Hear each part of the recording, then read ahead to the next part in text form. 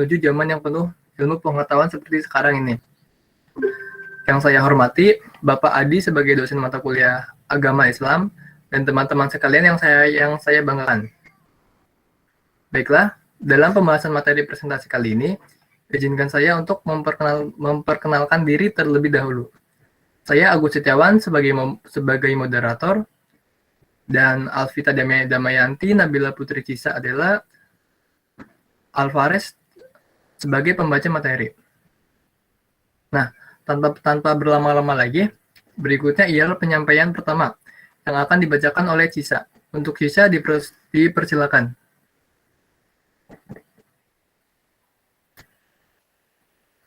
Baik, terima kasih kepada moderator atas kesempatan yang telah diberikan. Pada kali ini saya akan menjelaskan pengertian dari etika, moral, dan akhlak. Yang pertama yaitu pengertian etika. Etika berasal dari bahasa Yunani, yaitu ethos, yang juga berarti adat kebiasaan. Konsep etika berasal dari pandangan tentang tingkah laku manusia dalam perspektif filsafat. Etika merupakan bagian dari filsafat yang mengembangkan teori tentang tindakan dan alasan-alasan diwujudkannya suatu tindakan dengan tujuan yang telah dirasionalisasi. Dari semua pandangan yang berhubungan dengan pengertian etika, dapat diambil pemahaman bahwa etika adalah cara pandang manusia tentang tingkah laku yang baik dan buruk yang digali dari berbagai sumber yang kemudian dijadikan sebagai tolak ukur tindakan dengan pendekatan rasional dan filosofis. Baik, lanjut.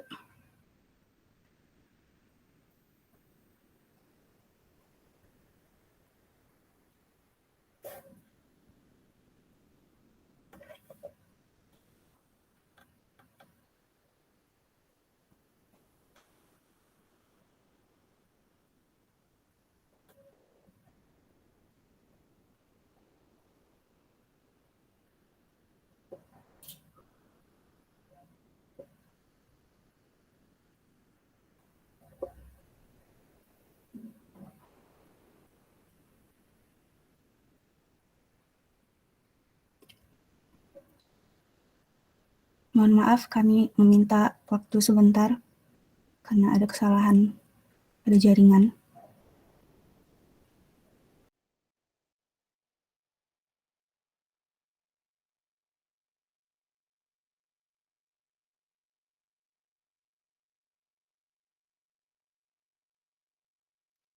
Maaf, rumah saya mati lampu baru nyala lagi.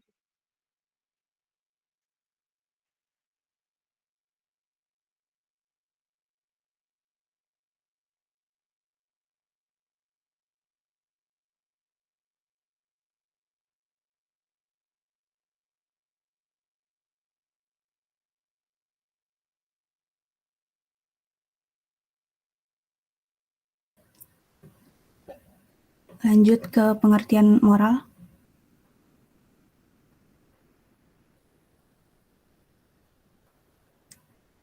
Moral berasal dari bahasa Inggris, yaitu moral, dan juga berasal dari bahasa Latin, mors, dan bahasa Belanda, moral, yang bermakna budi pekerti, kesusilaan, dan adat istiadat. Menurut The Advanced Learner Dictionary of Current English, bahwa moral memiliki makna yang berhubungan dengan prinsip-prinsip benar dan salah, baik dan buruk, kemampuan untuk mengetahui perbedaan antara benar dan salah, dan ajaran atau gambaran tentang tingkah laku manusia yang baik, sehingga dapat disimpulkan moral ialah tindakan yang oleh umum diterima yang meliputi kesatuan sosial atau lingkungan tertentu. Baik, lanjut.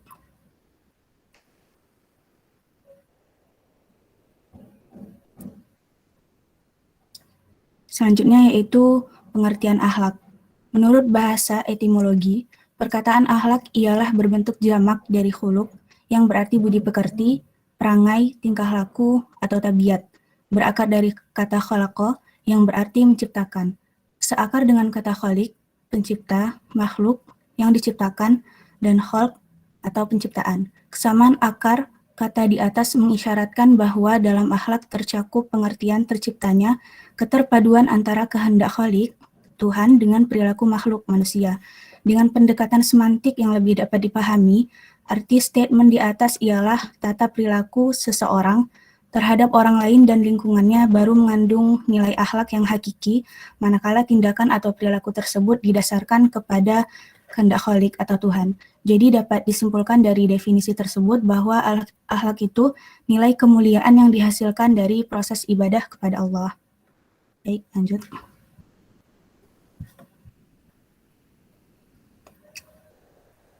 Selanjutnya yaitu kita akan membahas contoh dari akhlak, moral, dan etika. Yang pertama ada contoh dari akhlak. Yang pertama itu menjenguk teman atau saudara yang sedang sakit, lalu bersedekah di kala lapang maupun sempit. Dan yang terakhir berlaku adil kepada setiap orang. Untuk contoh moral, yang pertama membuang sampah tepat pada tempatnya, membungkukkan badan ketika melewati orang lebih tua, dan mengucapkan terima kasih ketika mendapat pemberian dari seseorang. Lalu yang terakhir untuk contoh etika, etika bergaul dengan orang lain. Misalnya seperti menghormati perasaan orang lain, tidak menghina atau menilai mereka cacat, berbaik sangka, dan tahanlah rasa benci terhadap mereka. Lalu etika makan dan minum, misalnya membaca doa sebelum makan, mencuci tangan sebelum makan, dan makan dengan tidak terburu-buru, lalu mengambil makanan yang lebih dekat dengan kita. Lalu untuk etika berbicara, misalnya hendaknya pembicaraan selalu di dalam kebaikan, berbicara dengan suara yang dapat didengar dengan jelas, tidak terlalu keras dan tidak pula terlalu rendah, lalu jangan membicarakan sesuatu yang tidak berguna, dan menghindari perdebatan serta saling membantah. Sekalipun kamu berada di pihak yang benar dan menjauhi perkataan dusta, jangan memonopoli dalam berbicara, tetapi berikanlah kesempatan kepada orang lain untuk berbicara. Lalu menghindari perkataan kasar, keras, dan ucapan yang menyakitkan perasaan, dan tidak mencari-cari kesalahan pembicaraan orang lain dan kekeliruannya. Karena hal tersebut dapat mengundang kebencian, permusuhan, dan pertentangan. Menghindari sikap mengejek, memperolok-olok, dan memandang rendah orang yang berbicara. Baik, sekian penyampaian dari saya kembalikan kepada moderator.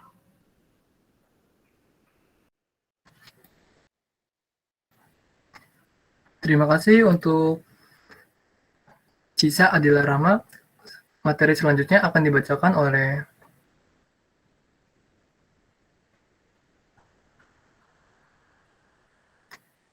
Alvita Damayanti. Untuk Alvita, saya persilakan. Baik, terima kasih atas kesempatannya. Di sini saya akan menjelaskan tentang perbedaan akhlak, moral, dan etika. Dalam hal perbedaan, Rosihin Anwar menjelaskan segi perbedaan yang menjadi ciri khas masing-masing. Yang pertama, akhlak merupakan istilah yang bersumber pada Al-Quran dan As-Sunnah.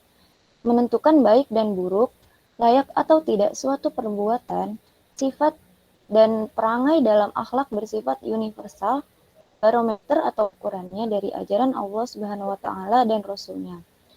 Sementara moral dan etika merupakan filsafat nilai, pengetahuan tentang nilai-nilai dan kesusilaan baik dan buruk.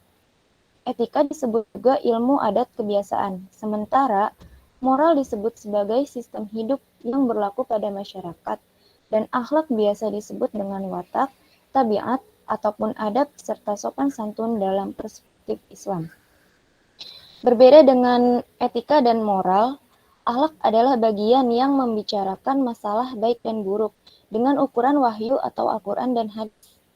Akhlak adalah sikap atau perilaku baik dan buruk yang dilakukan secara disengaja atau melakukan pertimbangan akhlakul karimah atau akhlakul mahmudah. Sedangkan akhlak buruk atau tercela dinamakan akhlakul mazmumah.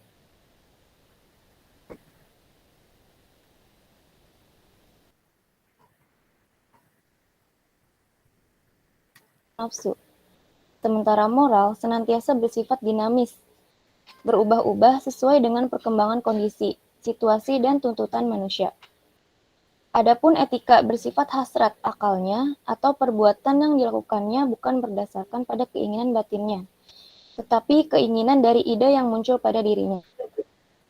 Lalu, adapun argumen dari Abdul Majid terkait dari perbedaan ketiga terminologi di atas adalah bahwa etika berasal dari teori atau ilmu filsafat dan bukan berasal dari agama.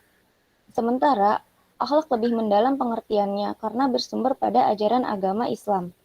Terdapat 3 alasan mengapa akhlak lebih mendalam dibandingkan yang lain, yaitu sumber dari Allah Subhanahu wa Ta'ala,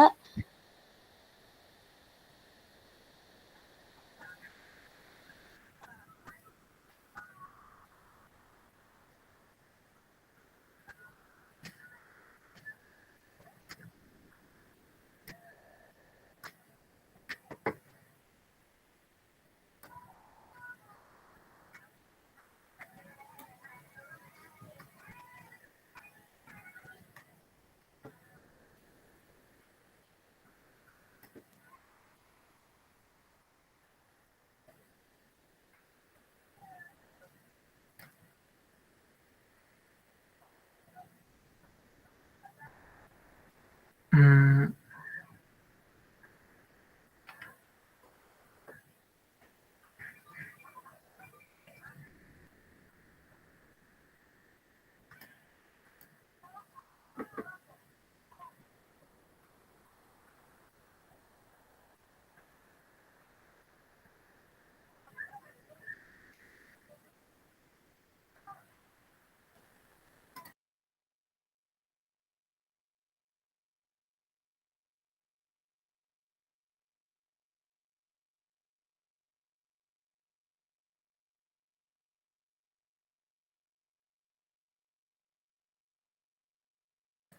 mohon maaf atas kendalanya,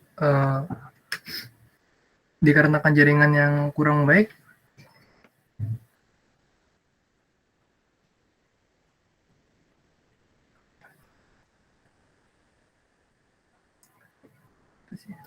Selanjutnya.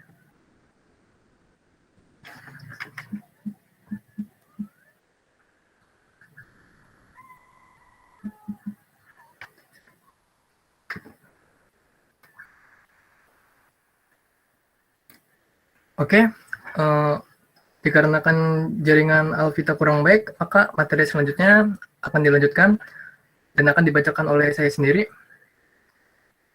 Adapun hal-hal yang perlu dibiasakan sebagai akhlak yang terpuji dalam Islam.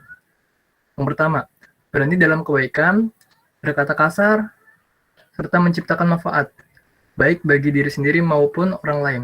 Kedua, adil dalam memutuskan hukum tanpa membedakan kedudukan, status ekonomi, maupun kekerabatan. Yang ketiga, arif dan bijaksana dalam pengambilan keputusan. Yang keempat, pemurah dan suka menafkahkan rezeki baik ketika lapang maupun sempit. Yang kelima, ikhlas dalam beramal semata-mata demi meraih ridho Allah. Yang keenam, cepat bertobat kepada Allah Subhanahu wa Ta'ala ketika berdosa. Jujur dan amanah. Yang kedelapan, tidak berkeluh kesah dalam menghadapi masalah hidup. Yang kesembilan, penuh kasih sayang. Oke, next.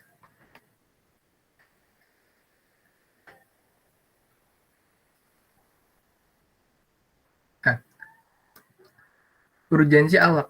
Urgensi akhlak dalam Islam adalah suatu hal yang terpenting yang sudah seharusnya dimiliki manusia, terutama mereka yang menyatakan diri mereka sebagai muslim.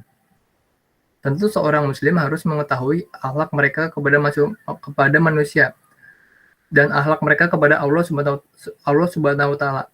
Akhlak terdapat 2 kriteria yang harus dimiliki muslim, yaitu akhlak hablum minnanas dan hablum minallah. Sekian pemaparan dari saya. Berikutnya akan dilanjutkan oleh rekan saya yang akan dibacakan oleh Alvarez. Untuk Alvarez, saya persilakan.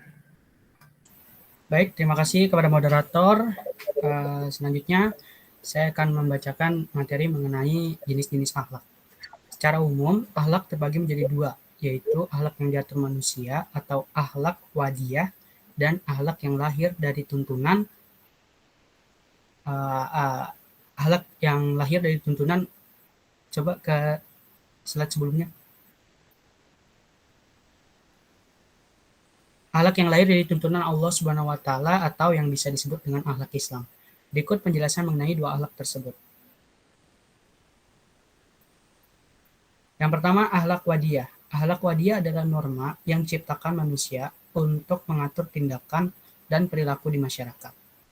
Lalu akhlak Islam, Islam mengatur akhlak-akhlak yang dianjurkan untuk dikerjakan umatnya, serta mengimbau perilaku-perilaku tercela agar dihindari.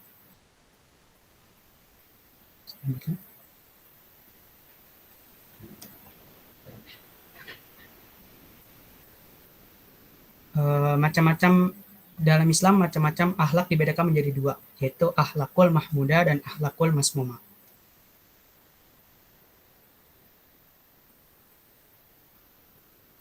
Lalu,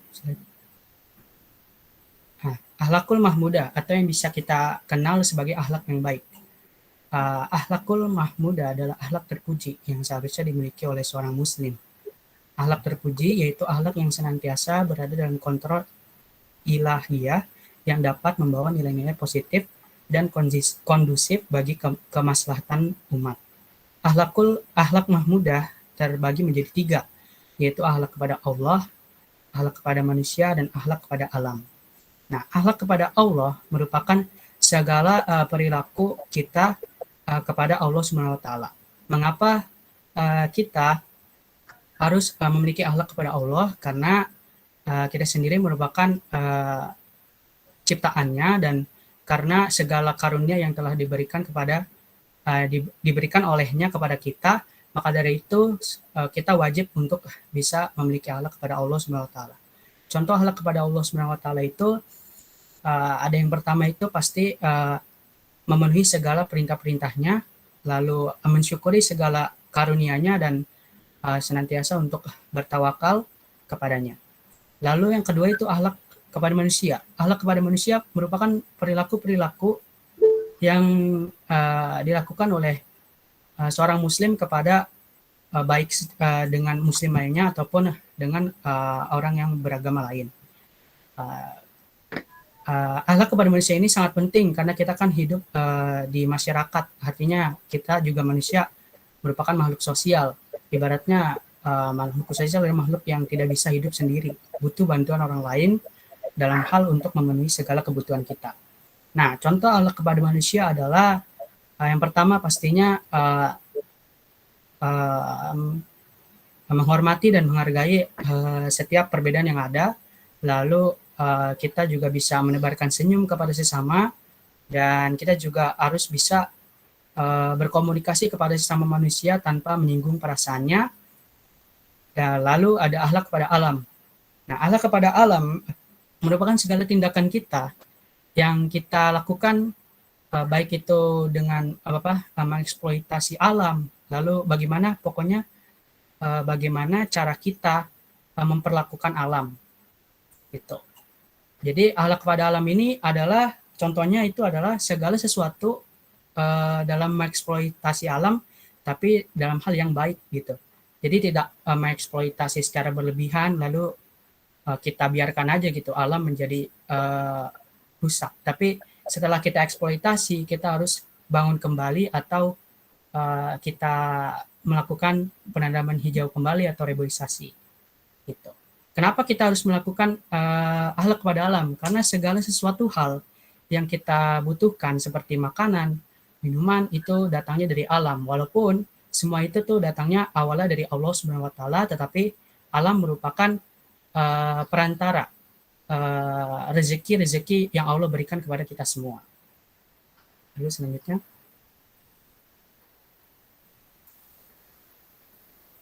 Ada lawan kata dari lawan dari akhlak baik, yaitu akhlak buruk yang bisa disebut dengan akhlakul masmumah.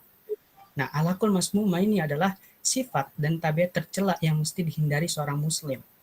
Akhlak masmumah adalah kebalikan dari akhlak mahmudah yang sudah tadi saya bilang, dan akhlak ini perlu kita hindari. Kenapa? Karena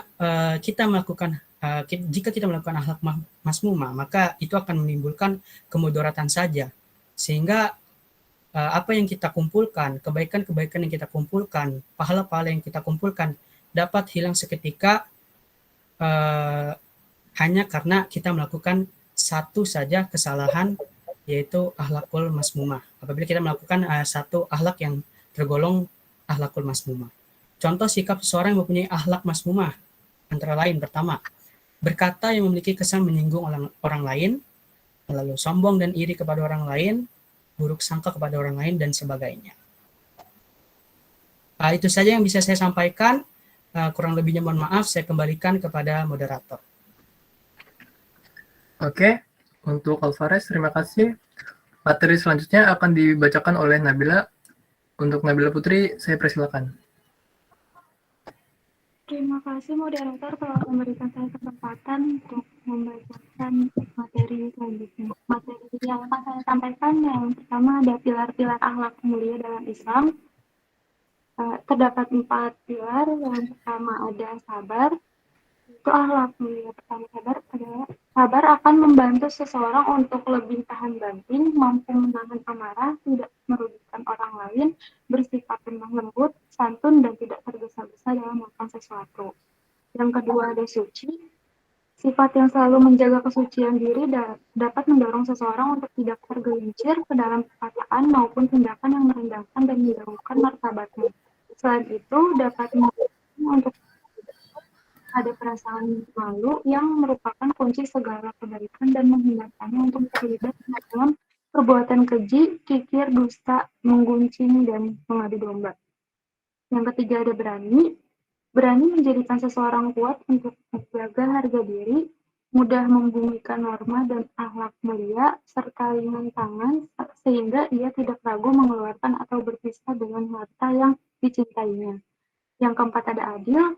Akhlak mulia keempat adalah sifat adil. Sifat ini dapat mengasah sikap seseorang untuk terus berupaya meluruskan perangannya, membantunya memilah antara bersikap terlalu berlebihan atau terlalu kurang, dan dapat mendorong untuk terus bersikap dermawan, murah hati, sikap pertengahan antara pikir dan boros, serta dapat menunjukkan sifat pemberani.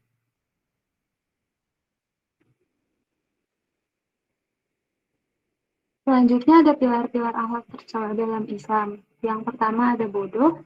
Sifat ini dapat membalikan pandangan atas sesuatu yang sebenarnya baik, tapi terlihat buruk atau sebaliknya. Buruk terlihat baik. Dengan kebodohan suatu aib dan kekurangannya terlihat sempurna. Dapat membutakan seseorang sehingga tidak bisa melihat aib dalam keadaan sesungguhnya. Yang kedua ada zalim. Akhlak tercela kedua bersifat zalim. Zalim ini selalu mendorong seseorang untuk meletakkan sesuatu tidak pada tempat yang semestinya.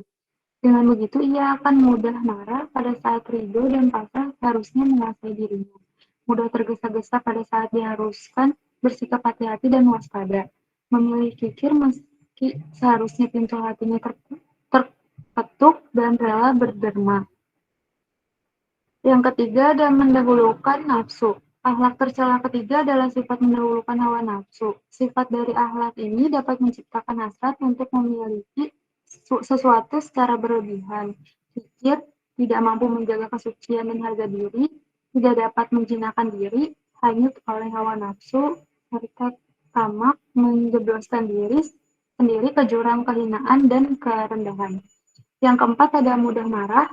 Akhlak tercela keempat adalah sifat pemarah. Sifat mudah marah ini dapat mendorong seseorang untuk bersikap congkak, selalu mendengki, mudah menyulut, api perpecahan persengketaan, serta mudah melakukan tindakan tanpa perhitungan. Terima kasih. Segitu materi yang dapat saya sampaikan. Saya kembalikan lagi kepada moderator.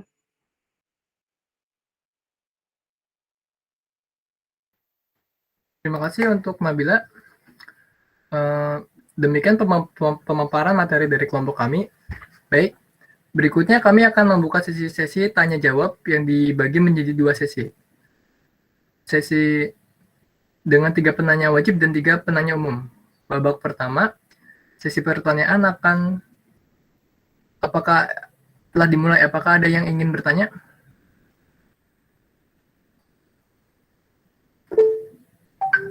Oke, Filja. Baik, saya Filza Marisa dari kelompok 5 izin bertanya, apakah ada landasan dasar dari akhlak Islam? Sekian, terima kasih. Oke, terima kasih Filza. Pertanyaannya kami tampung dulu. Untuk pertanyaan kedua, apa sudah ada?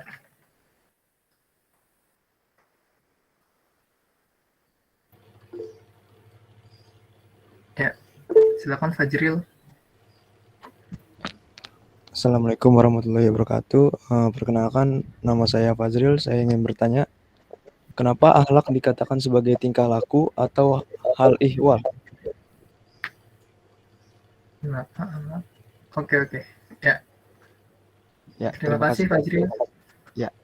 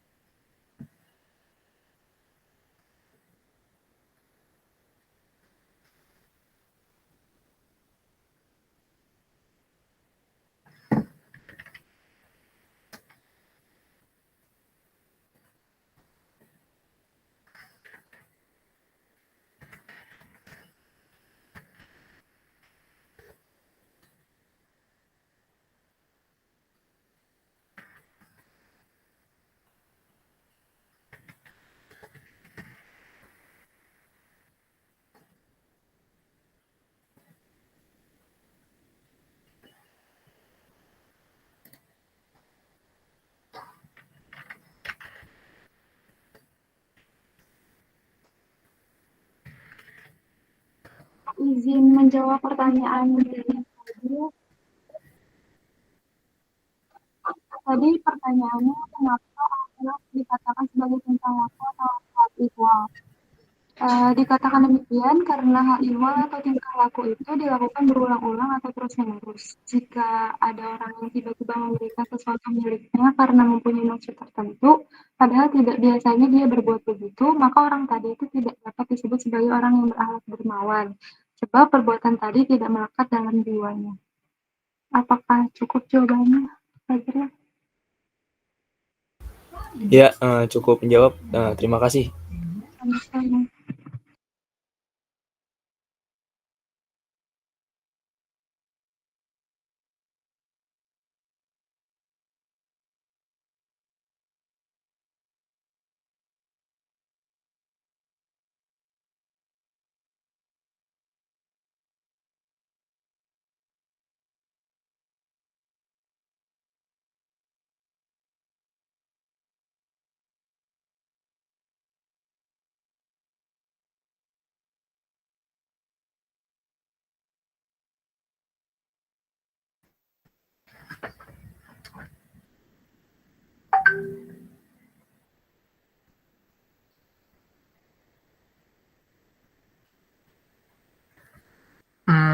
Untuk Haikal, silakan bertanya.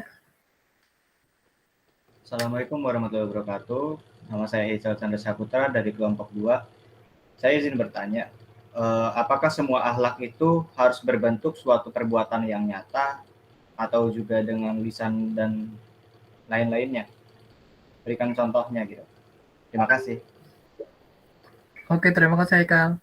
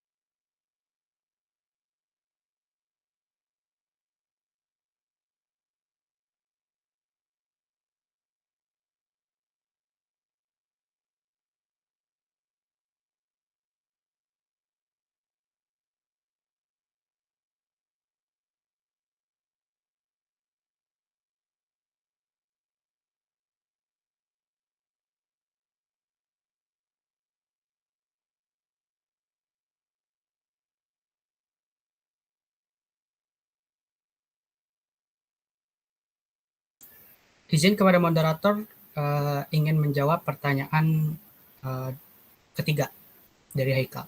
Apakah boleh? Ya, silakan. Oke. Pertanyaan ketiga, apakah semua akhlak itu harus berbentuk suatu perbuatan yang nyata atau yang lainnya dan contohnya seperti apa? Jadi akhlak itu sebenarnya bisa berbentuk perbuatan yang tidak nyata. Artinya dalam hal ini tuh perbuatan nyata adalah perbuatan yang bisa dilihat oleh orang lain.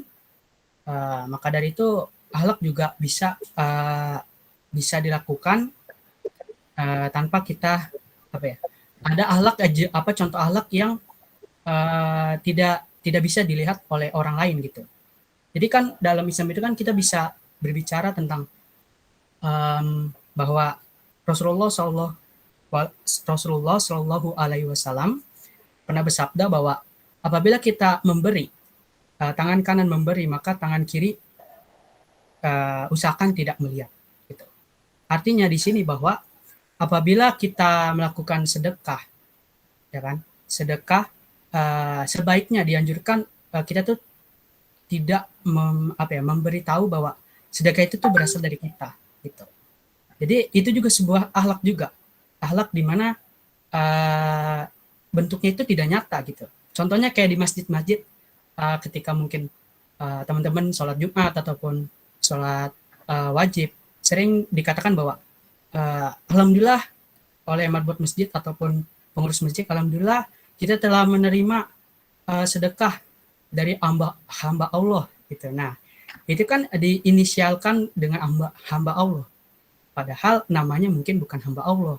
Ada namanya, nama orang lain. Nah, itu merupakan bentuk akhlak yang suatu perbuatan yang tidak nyata gitu.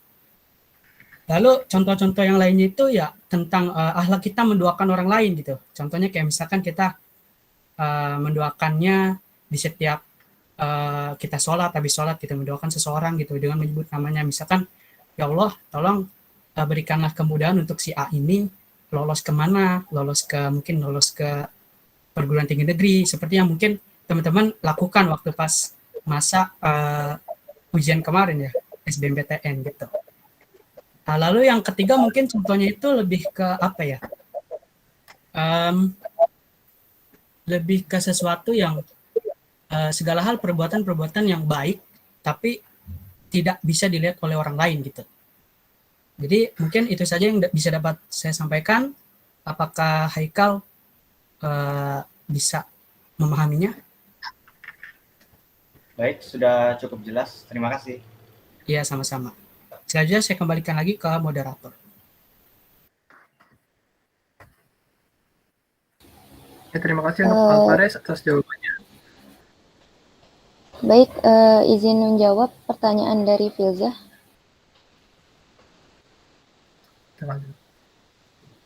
Pertanyaannya itu kan, adakah landasan dasar akhlak dalam Islam? Jawabannya itu ada.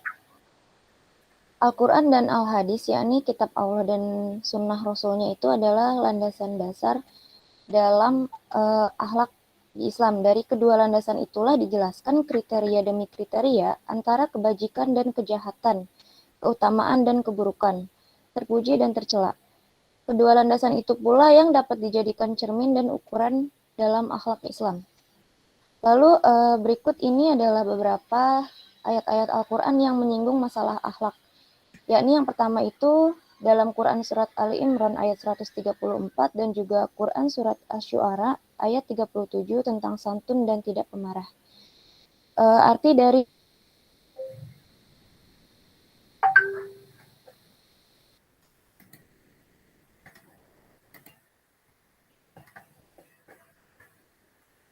empat yaitu orang-orang yang menafkahkan hartanya. Ada arti dari Quran Surat Asy-Syu'ara ayat 37 tentang santun dan tidak pemarah, yaitu orang-orang yang menjauhi dosa-dosa besar dan perbuatan-perbuatan keji, dan apabila mereka marah, mereka memberi maaf. Mungkin cukup sekian jawaban yang bisa saya berikan. Apakah sudah cukup untuk Filzah? Sudah cukup, makasih Alvita. Baik, terima kasih. Ya, untuk penanya wajib sudah terjawab semua. Selanjutnya akan dibuka sesi tanya kedua untuk pertanyaan umum. Untuk sesi pertanyaan kedua, saya buka.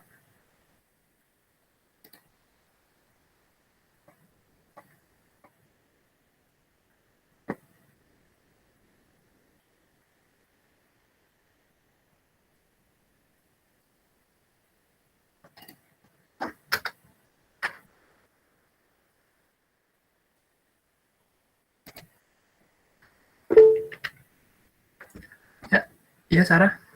Dipersilakan. Saya Sarah Humaira dari kelompok 1 izin bertanya. Apa saja yang menjadi penyebab timbulnya tabiat akhlak buruk pada manusia? Apa saja penyebab terjadinya? Apa saja yang menjadi penyebab timbulnya tabiat akhlak buruk pada manusia? Oke, ya. Terima kasih untuk Sarah.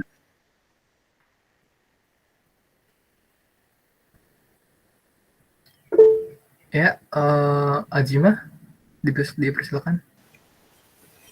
Baik, nama saya Syed Azimah Nur Hanifah dari kelompok 4. Tadi kan dijelaskan bahwa kita sesama muslim itu mempunyai etika moral dan akhlak yang sudah diterapkan ya, penerapannya sama ya kalau sesama muslim. Pertanyaannya, apakah ada implementasi yang berbeda, penerapan yang berbeda kepada muslim dengan non-muslim? Implementasi yang berbeda, penerapan akhlak, moral, dan etika yang berbeda antara muslim dengan non-muslim. Sekian. Ya, terima kasih Azimah.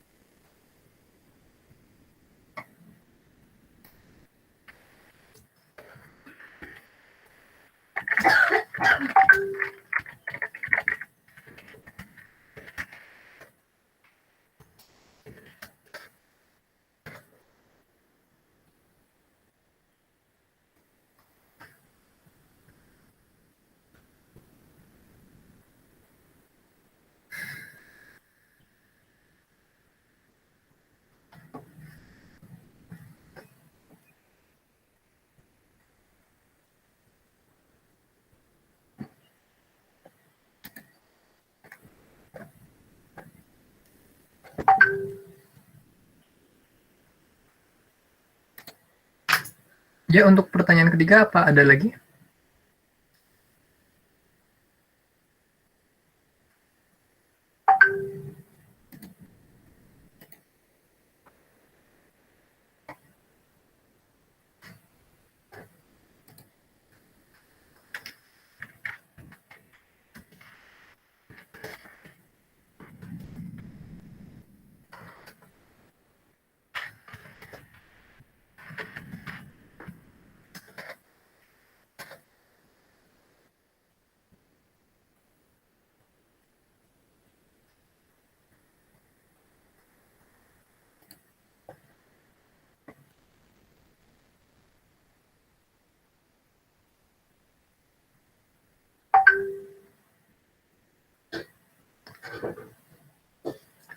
Baik, bila tidak ada pertanyaan, mohon beri kami waktu beberapa menit untuk mendiskusikan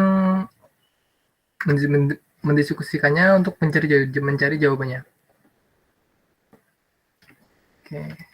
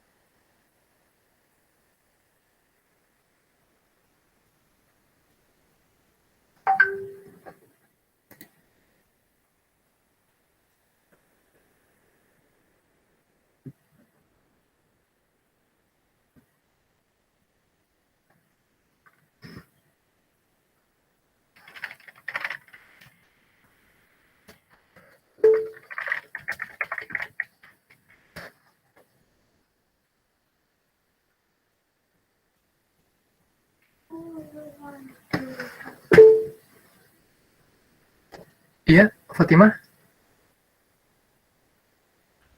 Izin bertanya, saya Fatimah Napa Putri Diana dari kelompok 4 ingin bertanya. Ya, silakan. Dapatkah seseorang terlepas dari akhlak? Terima kasih. Dapatkah seseorang terlepas dari akhlak? Iya, benar.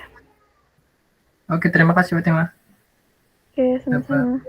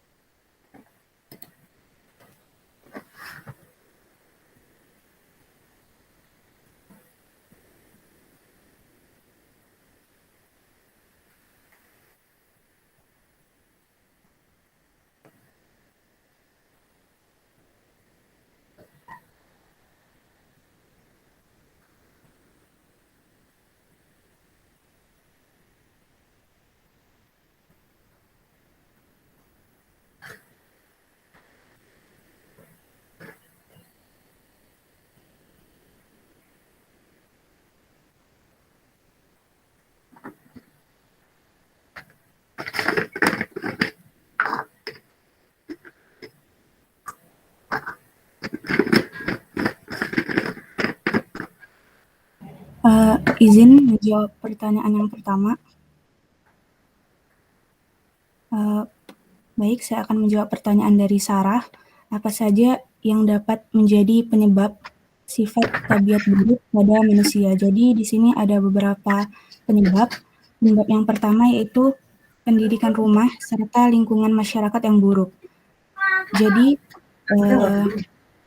baik buruknya akhlak seseorang itu sangat bergantung pada pendidikan yang didapatnya di dalam rumah. Jadi seperti yang kita ketahui bahwa pendidikan pertama yang didapat itu mulai dari sebuah keluarga.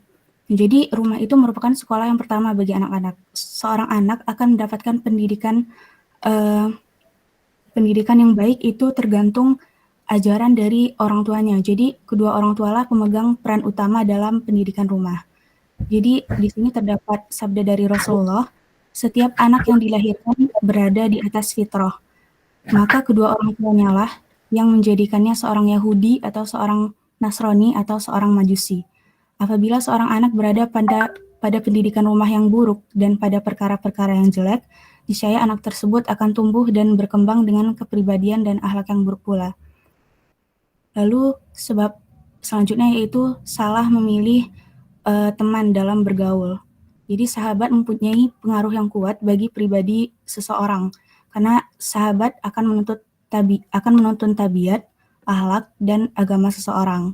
Di sini Rasulullah juga memberikan sabda, seseorang tergantung pada agama temannya, maka hendaklah di antara kalian memilih siapa yang dijadikan teman.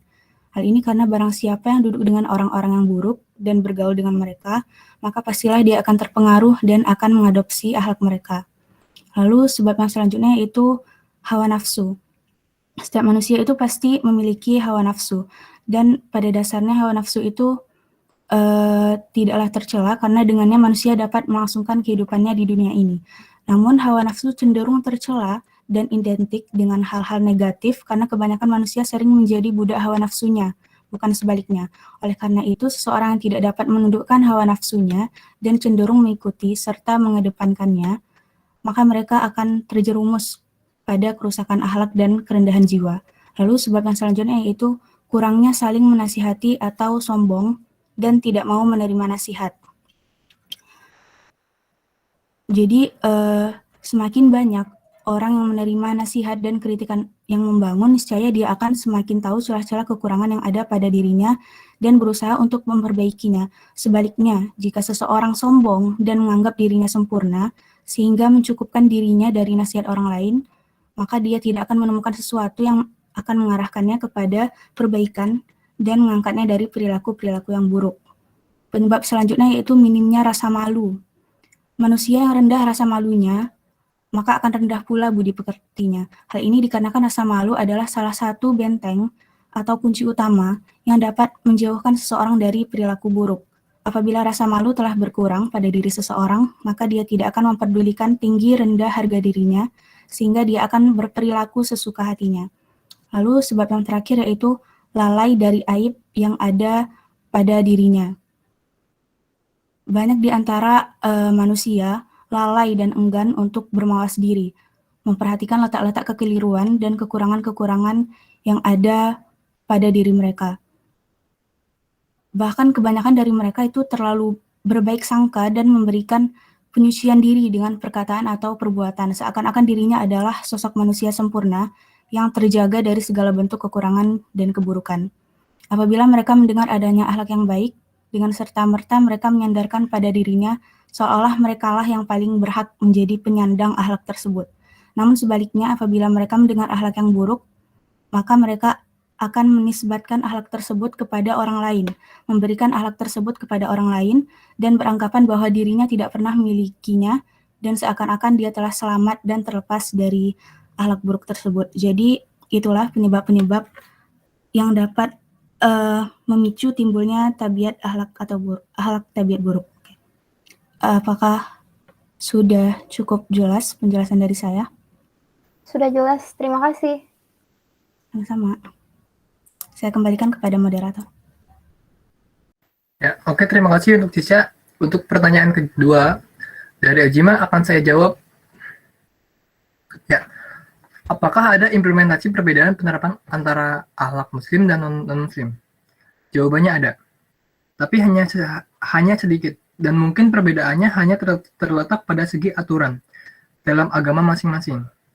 Selebihnya hampir sama, karena biasanya akhlak akan mengikuti di mana mereka tinggal atau lingkungan. Seperti jika kita tinggal di Indonesia, biasanya akan mengikuti akhlak atau norma dengan karakteristik di Indonesia. Ya, apakah jawabannya sudah jelas, Ajima? Baik, sudah jelas. Terima kasih. Oke, terima kasih. Untuk pertanyaan ketiga,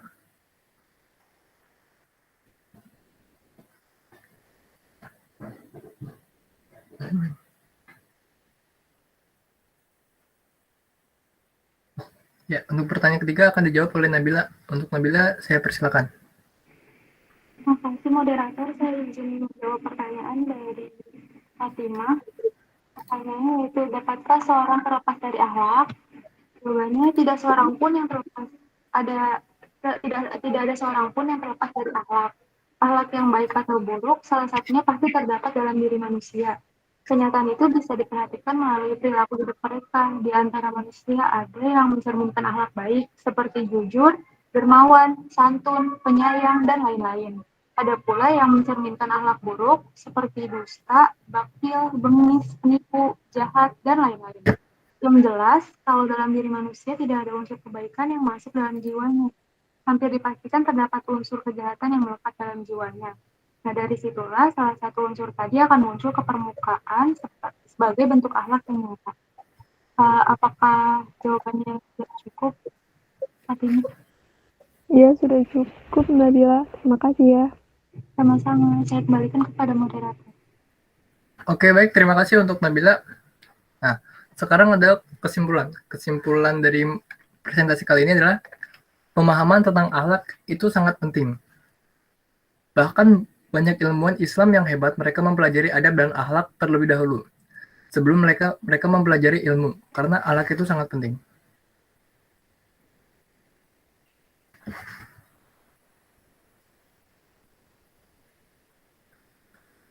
Orang non-Muslim tidak membaca Al-Quran. Mereka tidak membaca hadis. Yang mereka baca adalah dirimu. Maka jadilah cerminan Islam yang baik. Alhamdulillah, semua pertanyaan telah selesai, namun seperti yang kita ketahui, tidak ada yang sempurna selain Allah. Maaf bila ada salah kata ataupun pengertian. Burung dara cendrawasih.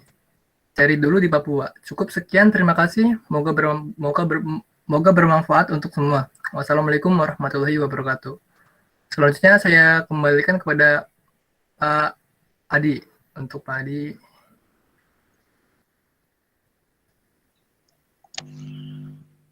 Baik, terima kasih pada Agus dan teman-teman yang menyampaikan materi 4 hari ini, Agus, Alvita, Alvarez, Nabila. Alhamdulillah sudah baik presentasinya dan juga sudah bisa dipahami oleh teman-teman yang lain juga. Di sini saya membantu menjawab pertanyaan saja. Ini yang harus dipahami dulu oleh teman-teman, bahwa antara akhlak, etika, dengan moral itu berbeda. Kalau etika itu biasa, walaupun semuanya sama ya, sama-sama bicara tentang baik dan buruk. Hanya kalau etika itu berdasarkan pemikiran manusia. Sementara moral lebih kepada adat istiadat. Kalau akhlak, bedanya kalau akhlak langsung dibimbing oleh agama. Merupakan petunjuk. Makanya kita tidak bisa mengatakan orang yang tidak beriman itu berakhlak. Mungkin mereka beretika atau bermoral. Tapi tidak bisa dikatakan berakhlak. Kalau akhlak itu karena dia merupakan kosakata agama, maka harus dikembalikan ke bahasa agama. Itu maka tidak bisa sampai di sini kita mengatakan ada orang orang kafir tapi akhlaknya mulia. Nggak bisa begitu. Orang kafir nggak mungkin akhlaknya mulia. Karena akhlak adalah bahasa agama. Mungkin yang dimaksud orang kafir etikanya bagus, moralnya bagus. Tapi kalau akhlak itu terminologi agama dan hanya yang memiliki agama saja yang bisa menggunakannya. Ini pemahaman pertama dulu. Terus saya bilang tadi, beda antara etika moral dengan akhlak, beda. Bahkan etika moral satu tempat dengan tempat yang lain boleh jadi berbeda. Ya kan? Di barat sana, di barat, di luar kita minum minuman keras itu bagian daripada etika moral. Misalnya di Korea, minum-minum sama teman itu merupakan bagian dari menghormati teman. Tapi kan dalam agama Islam nggak boleh. Di Eropa misalnya cipika-cipiki, pipi ketemu pipi itu kalau ketemu sopan.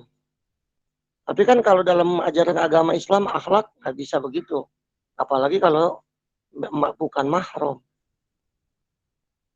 Nah dari sini kita harus bisa membedakan antara akhlak, etika, dan moral. Itu satu. Lalu yang selanjutnya, menjawab pertanyaan teman-teman tadi itu,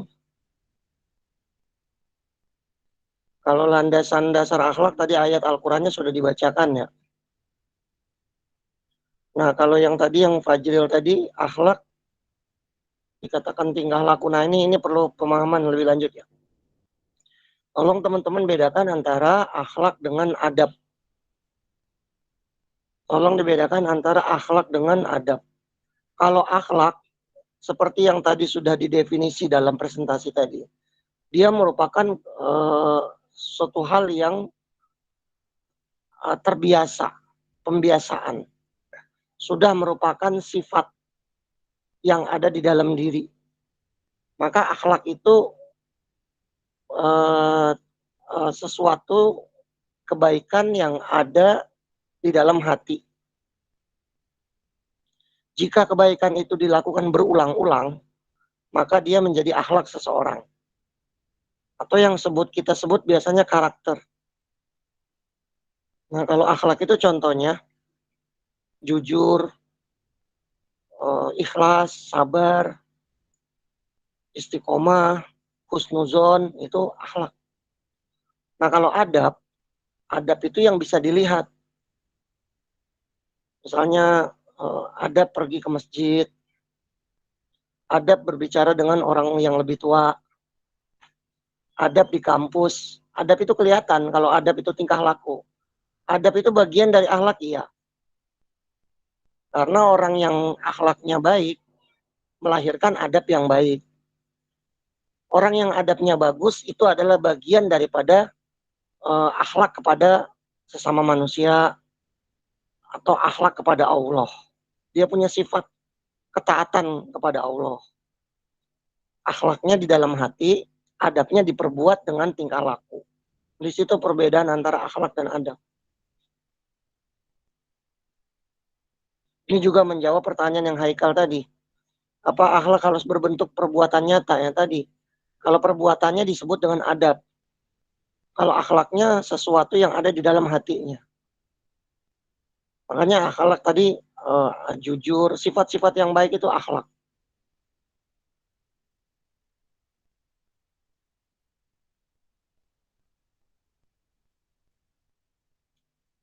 Lalu kemudian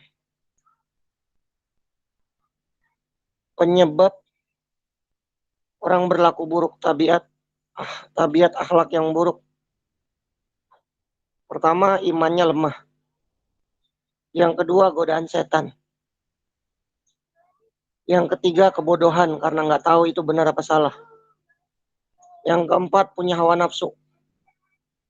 Dan yang kelima, ada dalam komunitas yang tidak baik. Teman atau keluarga atau kerabat komunitas yang tidak baik bisa melahirkan akhlak yang tidak baik. Sebaliknya juga, kalau mau akhlak yang baik, ya begitu juga. Imannya harus kuat, hawa nafsunya harus dihilangkan, menghindarkan dari godaan setan, harus punya ilmu, lalu kemudian memilih komunitas yang baik. Teman-teman, rekan-rekan, majelis, saudara sepengajian, teman dalam ibadah. Lalu kemudian, nah yang ini yang cut azimah tadi, penerapan akhlak bagi muslim dan non-muslim. Nah ini saya bilang tadi, akhlak itu tidak bisa diberikan kepada non-muslim. Kalau non-muslim mungkin moral, etika.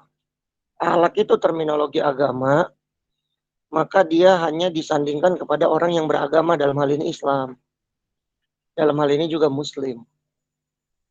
Gitu. Makanya sempat waktu tahun 2001 dulu ada penelitian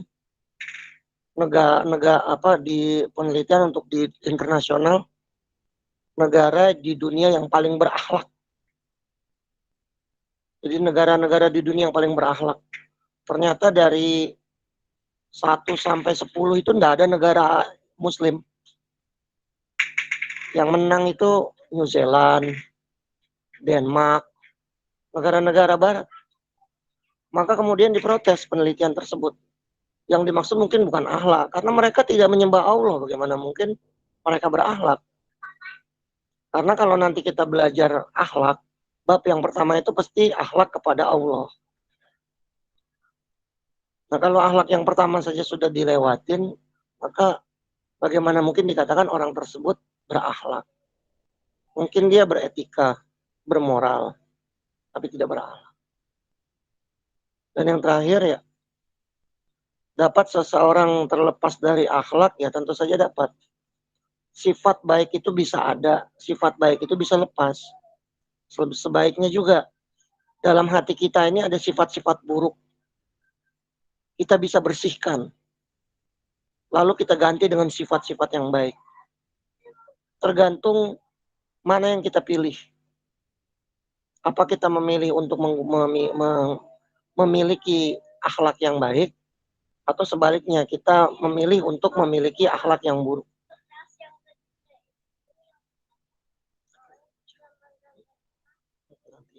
Nanti yang bicara. Ya, sana dulu. 1 menit lagi. Ya, kembali lagi.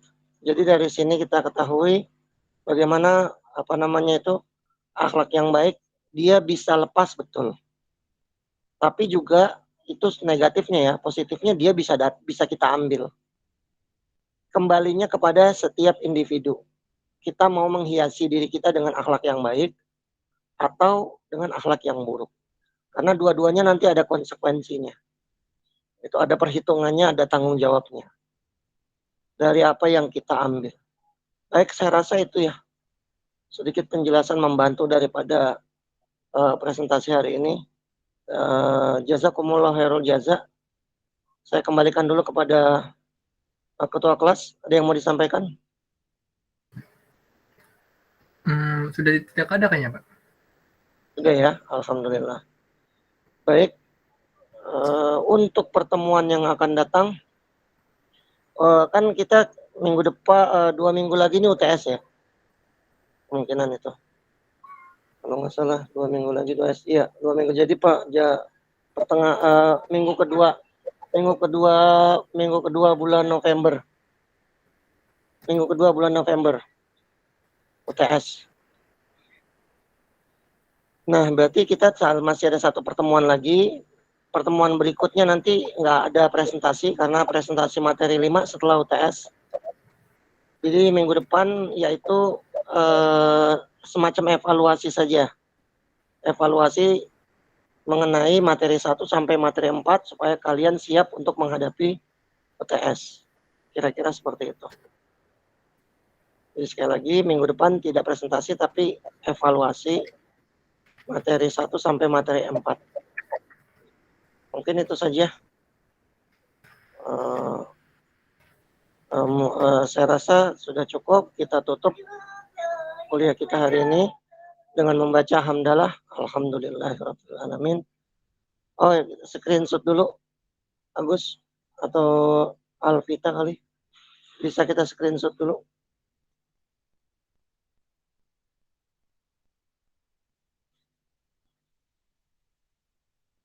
Silakan kameranya di-on kan.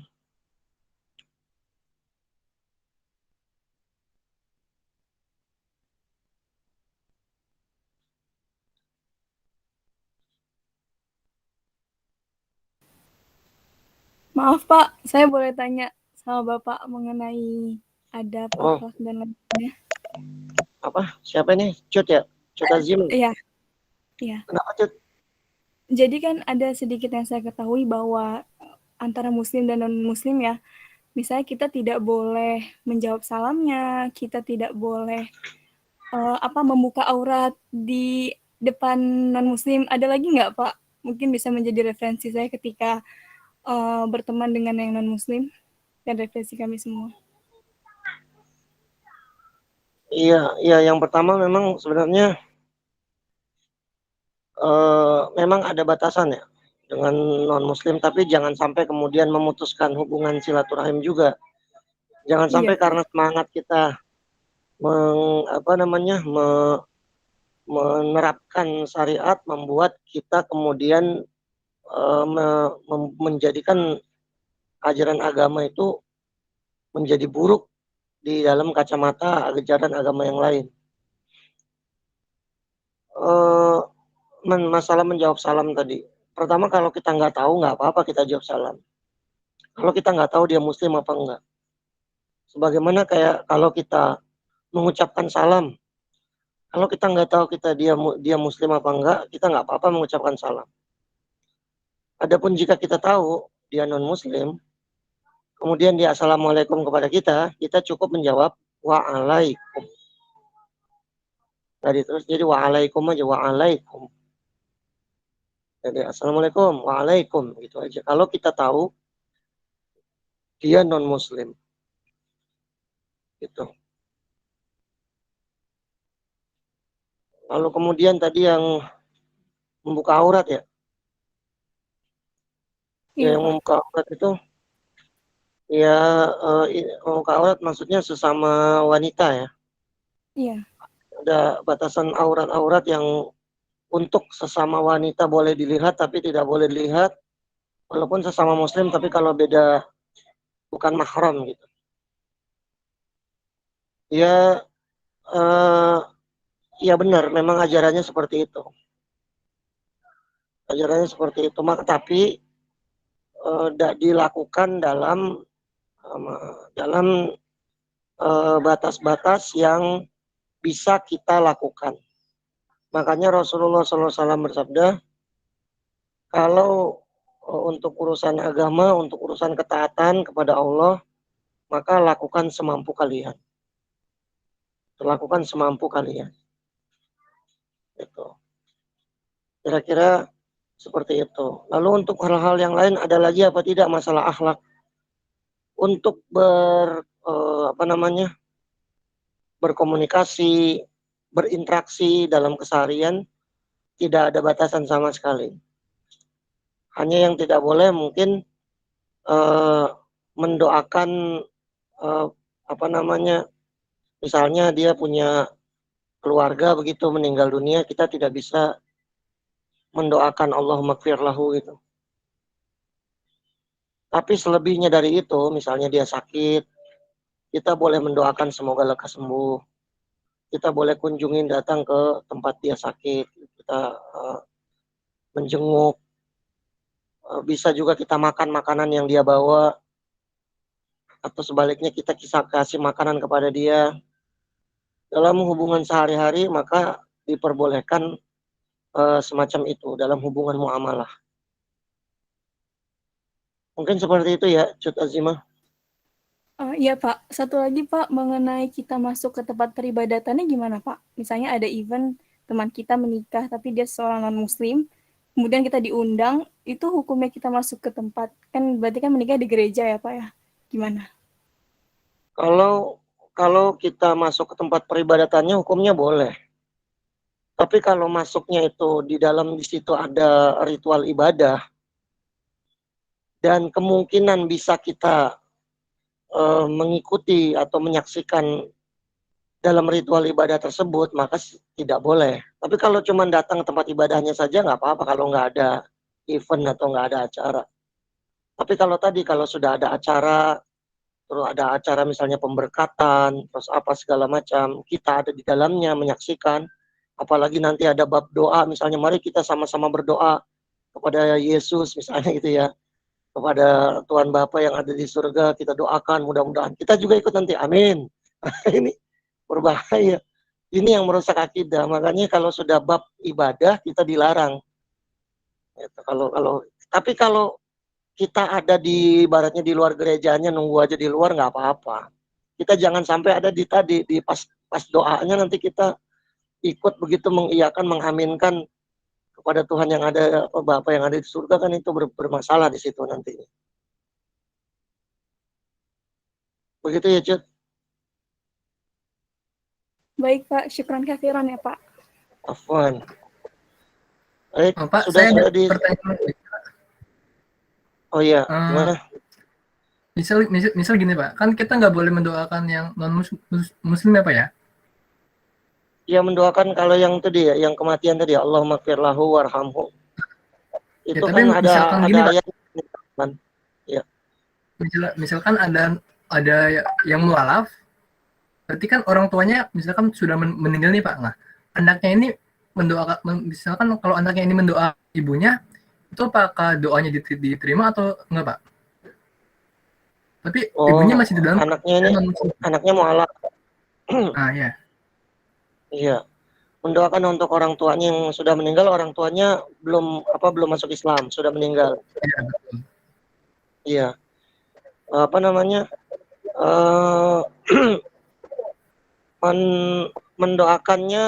Mendoakan yang lain aja. Kalau di dalam Al-Quran itu kan yang dilarang itu istighfar, memohon ampun. Ya, maka doa